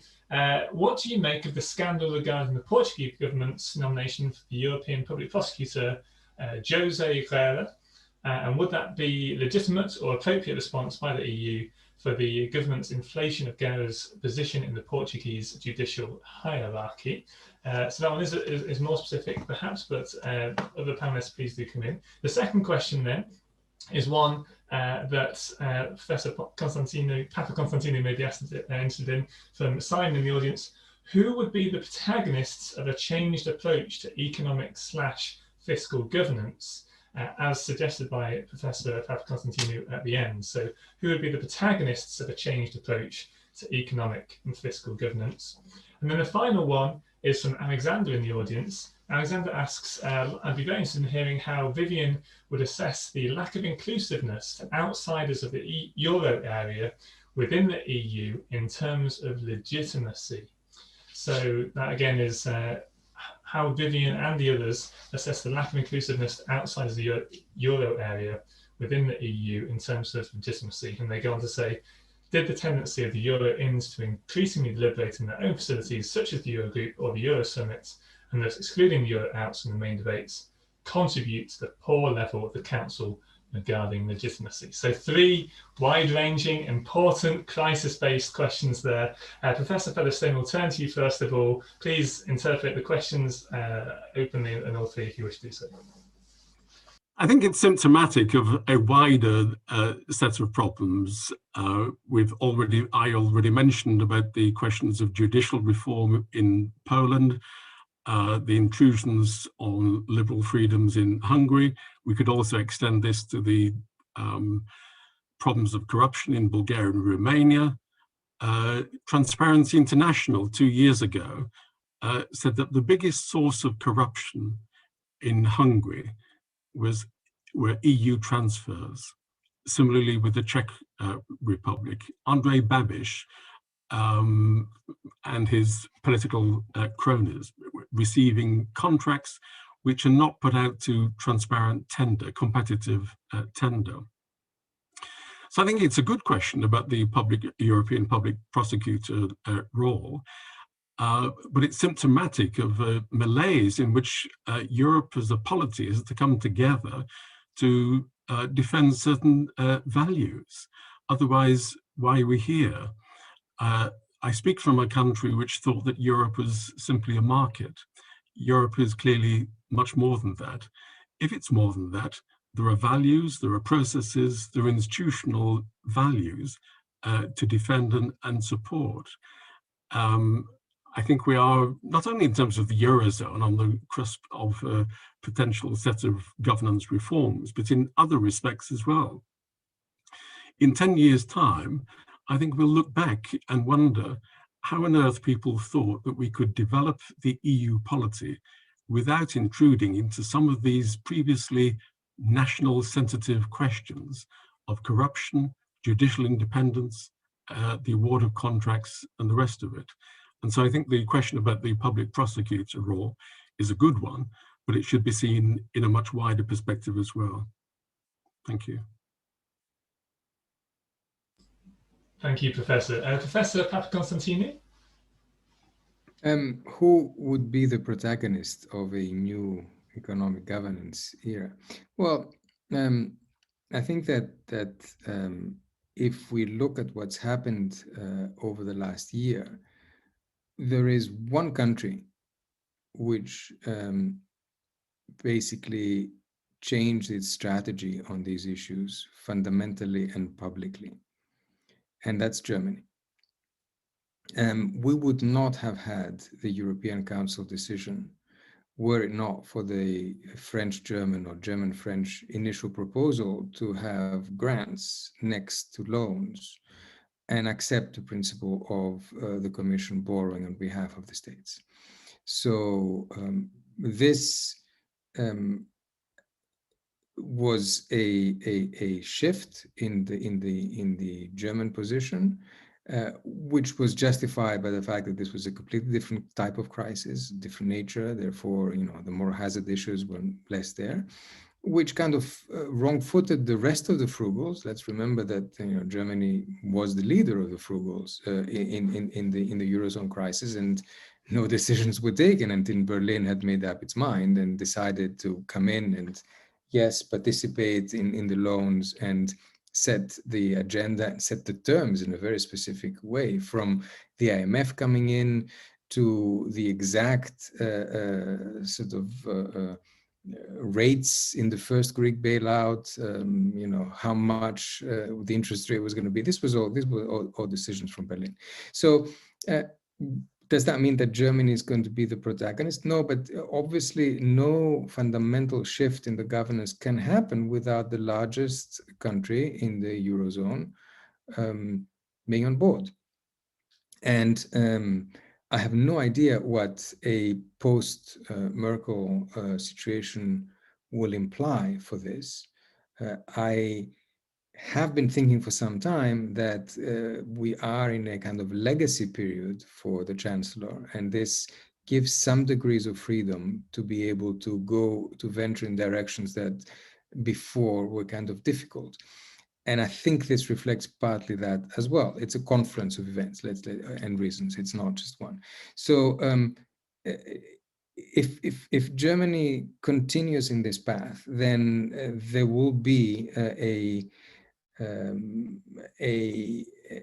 new kind of a group of countries, which in addition to Germany and France, will hopefully have Italy under a new government, possibly by Mario Draghi, who would have a different seat on the table, I think, than other leaders would be. So you have there, and here it's partly wishful thinking, partly sort of trying to read the reality. You have there potentially a critical mass that can carry the day. Now, there are no immediate decisions which are immediate grand decisions in the same sense that we had the decisions in the mid-2020 to be taken, but they will chart a direction, and they will, you know, when it comes to the new decision, to how the fiscal rules are reevaluated and changed. For example, what the balance is going to be, it will very much depend on how this block works. One word here on the recovery and resilience plans and fund that was mentioned before. I think it's critical. If we mess this up, and there's huge potential for messing this up, because this is a brand new tool. Nobody knows how it works. Nobody knows what it means to combine reforms and investments. It's a great idea, but nobody really knows how to do it properly. Nobody knows what the conditionality really is going to be and who's going to have veto power or not.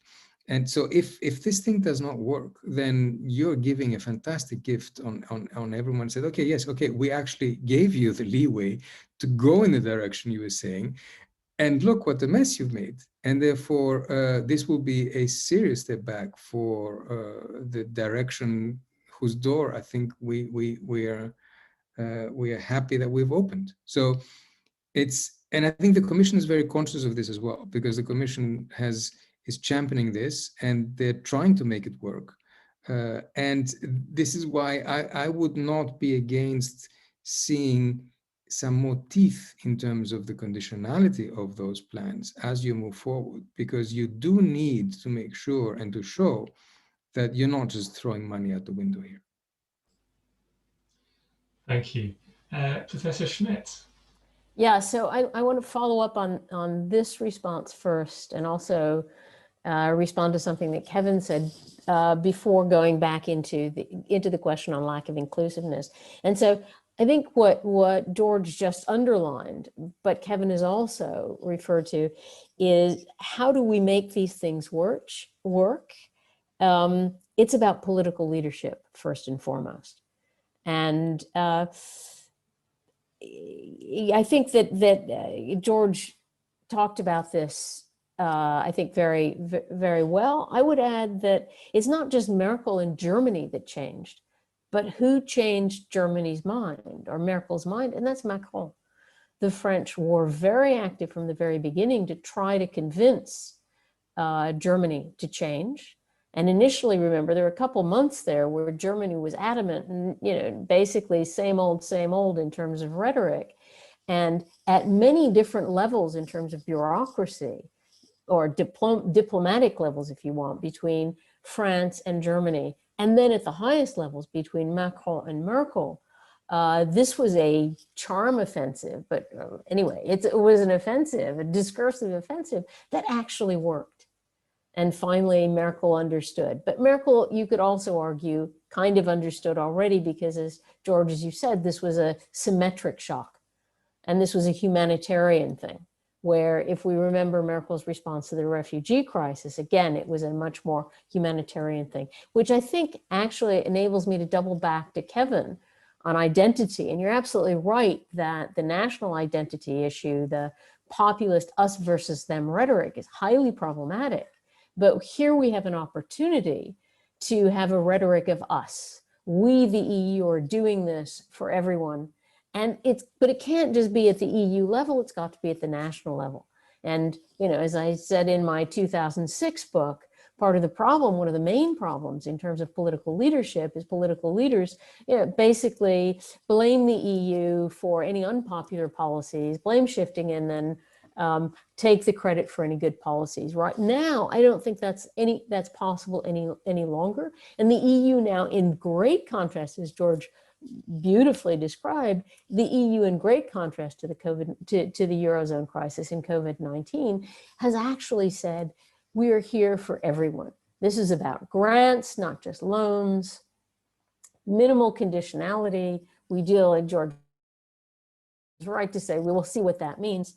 But I think this is really important. But leadership is here, but is tremendously important. But beyond that, how do you change the approach on economic and fiscal governance? It's not just political leaders. Where do their ideas come from? They come from the technocrats in many cases. And what you can see in the Commission, but also in the ECB, is a massive shift in terms of what they're doing. You can see that in the Commission for a very long time now, since the Juncker Commission, certainly. A sort of slow learning process, a recognition, this doesn't work, that doesn't work. And they were ready with the COVID-19 to step up with a whole set of proposals, including a new health agency, but also very quickly willing to suspend the rules on state aid, as well as, of course, the Eurozone. So I think that we've got to talk about a learning process and new ideas that we're developing, big ideas that couldn't get implemented until the COVID-19 crisis. And here you can add think tanks were also important.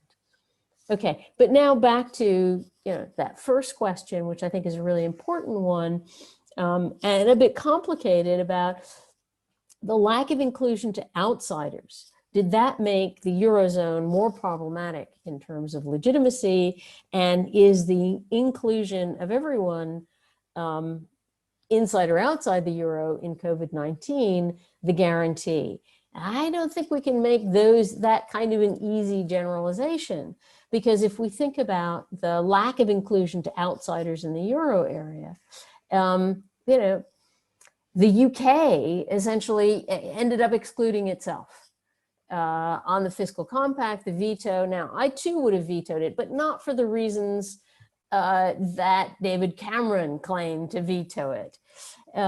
And the UK, and there are those who would argue that the UK not being part of the Eurozone as COVID-19 hits made it possible for the EU to essentially do recovery bonds, et cetera, that the British might have vetoed.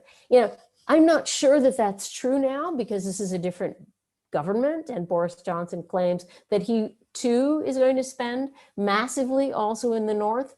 So we can see about that. But this question also gets to something I've argued in the conclusion, but also elsewhere, about how we need to think about European integration now.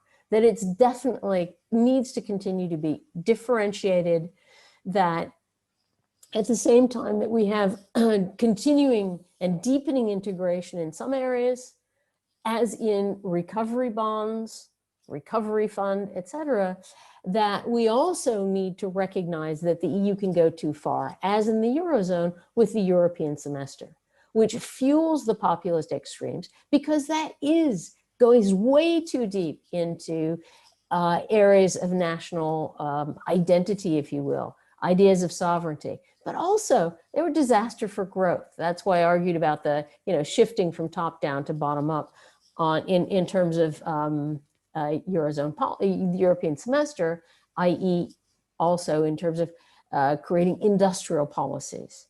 But there's another piece to that, and that's in terms of differentiated integration in terms of the institutions. And it seems to me that we have to think about the Eurozone as made up, the EU as made up of different clusters of member states in different policy communities. And these are overlapping memberships and thus overlapping clusters of membership, which means that most countries will be part of this bigger EU as sort of a soft core, not a hard core around the Eurozone, which does create people in, ins and outs, but rather a soft core Europe where most member states will be in most policy communities, but not in everyone.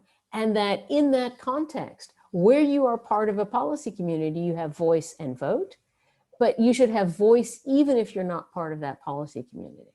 And I think that's key. And this would actually leave room for the UK in a post-Brexit, truly post-Brexit UK, they could actually possibly opt back into certain policy areas and play a major role, as in security and defense, which at some point the UK will need to do. Thank you so much, Professor. We have about 8 minutes left for our whole session. And I'm very aware that we've got several questions from the audience, but 3 fit nicely in the same topic of the COVID pandemic. And so I thought I'd ask the final 3 questions, hot fire question round, maybe a maximum of a minute each for each presenter. Nico asks, why are EU institutions so slow in building up vaccination capacity? Who is responsible for this failure, given that it seems a life or death issue? That's from Nico in the audience. That's the first COVID question. The second one is from our audience and says, how would you say COVID has changed attitudes towards debt forgiveness within the EU in the last year, compared to austerity in line with the previous 9 years? Or is this still an unlikely concept, debt forgiveness? And our final COVID question, also from the audience, to what extent have far-right parties become victims of the pandemic? So 3 questions there. And I will just ask one additional question, which is from Konstantinos, the man behind the scenes who's made this session all run so smoothly. And Konstantinos asked me a question ages ago, which I promised I'd ask, just in case any of the panelists wish to respond, which is the most quintessential missing ingredient of the Eurozone's architecture in terms of crisis prevention and crisis management? For example, capital markets union, deposit insurance scheme, banking union, Euro bonds. So apologies to Konstantinos, we've not got much time for that particular one, but each speaker, 1 minute or so, apologies maximum for those questions about COVID and also response to Konstantinos as well. Professor Schmidt, first of all, please. I was hoping that you would ask other people, but in any case, very briefly then, with only 1 minute, why are EU institutions slow in vaccination capacity? I mean, I'm not going to blame the EU. You can look at each country and they've had successes and failures. This is a big deal. Who knew how well or how quickly industry could roll out the vaccination? This is something very new for the EU. It had no role or minimal role in terms of health areas until very recently. So I think we can be kind to it just as, or unkind, just as the French are to Macron's government, regardless of what they do, and others. On debt forgiveness, that we'll have to see. I'm going to leave that to George. But on the far right parties, I think I want to, are far right parties the victims of the pandemic? I think in fact, for far right parties in opposition, I think they have been the victim of the pandemic in some sense, so long as the mainstream or the parties in power have been doing a reasonable job. And they have been, and you've heard fewer of, the anti-mask stuff, you hear it, it's a problem, but it's not that significant in contrast to the US under Trump. However, for parties in power, far right parties in power, this has been a boon. Certainly for Hungary and Poland, there's been massive, if we want to talk about legitimacy, massive crisis of exploitation, in terms of limiting access to abortions for women, limiting the freedom of the press. They have used the pandemic and exploited it in terms of legitimacy. But leaving them aside, and maybe we want to add other Central and Eastern European countries, for the most part, it seems to me that far-right parties have, in fact, for the moment, been marginalized. The big questions becomes what if and when they come roaring back, the pandemic continues, there needs to be another massive infusion. The recovery fund is nothing compared to what will be needed, especially if the faster spreading variants spread even faster, if you were, and tend to end up being more lethal, and there are more lockdowns. So, I still think it's up in the air, and I think I've gone over my 1 minute, so I'll stop there. Only just, but thank you so much, Professor. Professor Papakonstantinou? Thank you. Let me take some of these in telegraphic mode. Vaccination capacity. The view towards the Commission handling of it, of course, is different whether you're talking to somebody in Greece or Slovakia and whether you're talking to somebody in France or Germany, because smaller countries see themselves protected by the fact that this was done at Commission level as opposed to a national level. Large countries could have gone out and negotiated much more easily. Now, mistakes were made, no question, and it's interesting that these relate also to the kind of endemic nature of the EU. It's sort of it's a rules-bound institutions that therefore had to think about the pricing issue, and okay, so we're paying some weeks because of that, but I think that as I said before, when the dust settles, we'll see how the Commission comes out of it. I think that they learned their lesson there, and we'll try to facilitate things further. Debt forgiveness. There's a shift in how we perceive debt. I wouldn't say there's a shift about the notion of debt forgiveness, and I do think that one should not take this argument of forgiveness too far, because both politically and economically, it doesn't make much sense. The ECB is doing what it should be doing, and the ECB will continue to do what it should be doing. And do we then want to somehow officialize this and put it on the debate and call it debt forgiveness? If we do, the backlash is going to be such that we're going to lose any attempt and all the benefits that we're getting at the moment from a very aggressive ECB stance. So on both economic and political grounds, I don't think this debate should take center stage. And finally, I'm skipping the far right's question in the interest of time, the missing ingredient for EU governance reform. I think it's, the question is which are which is the basic element which finds the sweet spot between risk sharing and risk avoidance, which is how you frame that debate. And I think there's not one element, but there's two which are crucial ones. On the banking side, it is the deposit insurance scheme, the AUDIT. I think that will really make it clear to people that we have a unified market. My deposits are as safe in Helsinki as they are in Bratislava. And the second one is the EU safe asset. And there we're making some headway through the decisions of the European Council, even if we don't label it that way, but we're going in that direction. And I'll stop there.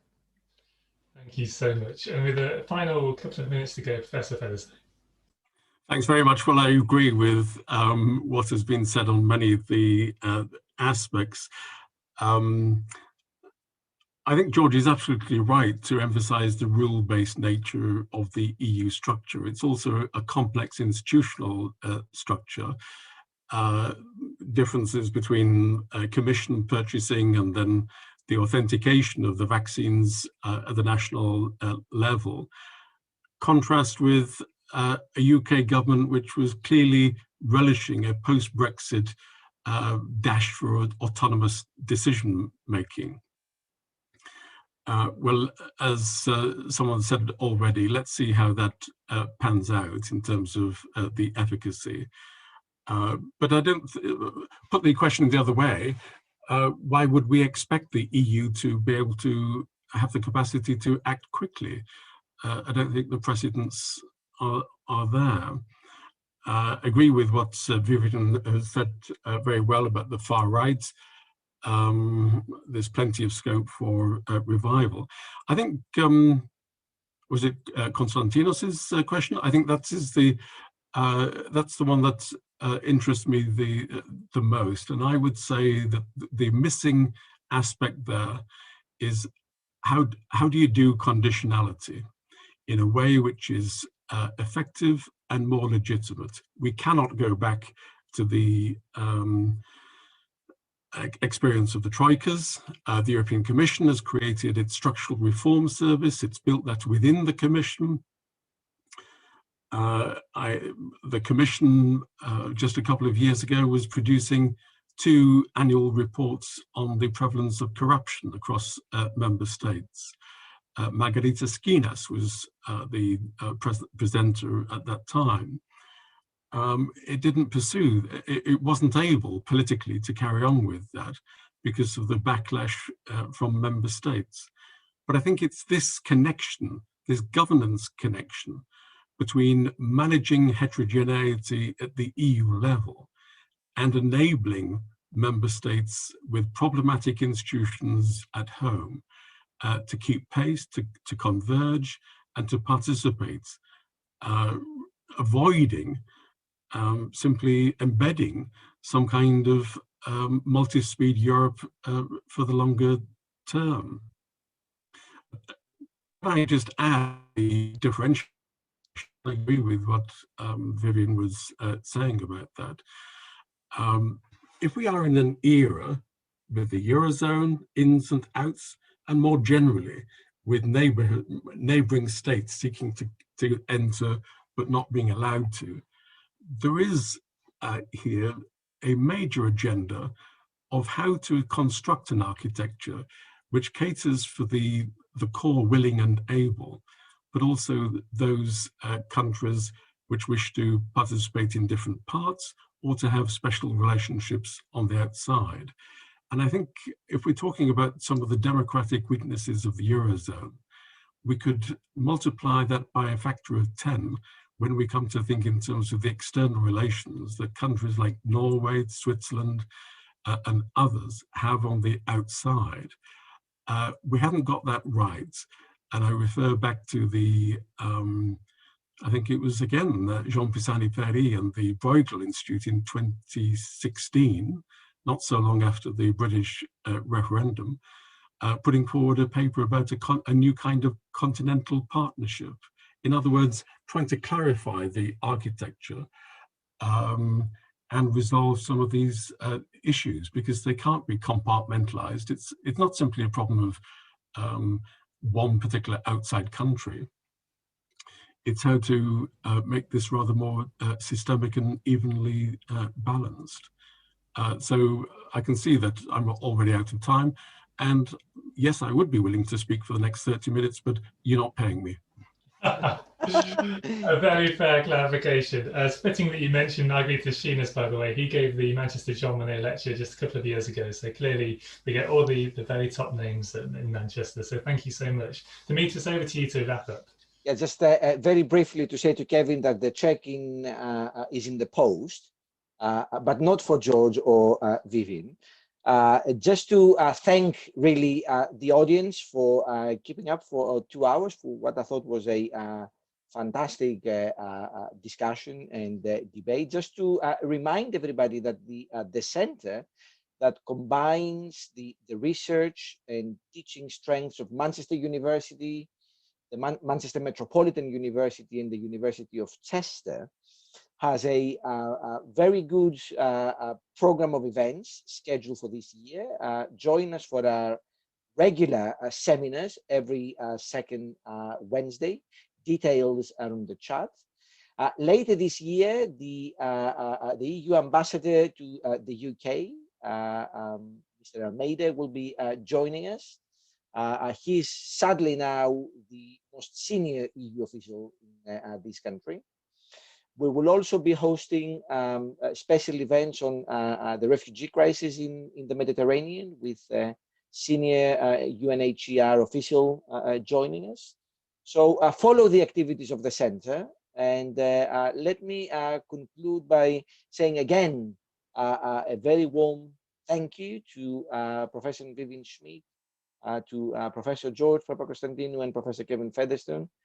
We know you're busy and you gave up 2 hours to speak to us, and we hope you enjoyed it. There will be a recording of this event posted online shortly. But in the meantime, thanks all very much for joining us.